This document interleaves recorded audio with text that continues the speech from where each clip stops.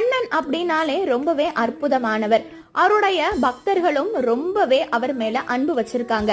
அதற்கு உதாரணமான கதை தான் நம்ம இன்னைக்கு பார்க்க போறோம். துளசிதாசர் கண்ணனுடைய கீர்த்தனைகள் பாடுறதுல ரொம்பவே சிறந்தவர். மேலும் கண்ணனுடைய தீவிர பக்தர் கூட. இந்த துளசிதாசருக்கு இன்னொரு பக்தரான, அதாவது கண்ணனுடைய இன்னொரு பக்தரான, அதுவும் கண் தெரியாத பக்தரான சாகரை பத்தி தெரிய வந்தது.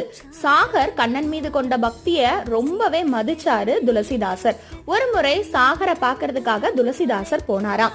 அப்போ திடீர்னு ஒரு பெரிய யானை வந்துச்சான். அந்த யானைய பார்த்து துளசிதாசரும் சாகரும் ரொம்பவே பயந்து போனாங்க. ஆனா துளசிதாசர் கம்பீரமாக நின்று கண்ணனுடைய கீர்த்தனை பாடிட்டு இருந்தாராம். வந்த வழியிலேயே யானை கிளம்பி போச்சான். அதே நேரத்துல சுதாகர் என்ன செஞ்சாரு தெரியுமா? ஓடி போய் கண்ணனை கட்டி பிடிச்சு அழுதாராம். இவருக்கு ஒரே சந்தேகமா இருந்ததா, ஏன் இவர் பயப்படுறாரு அப்படின்னு. சுதாகர் சொன்னாரா, என்னுடைய கண்ணன் சிறு குழந்தை, அவன் யானைய பார்த்து பயந்துருவானேன்னு நான் ஓடி போய் ஒளிஞ்சுக்கிட்டேன்னு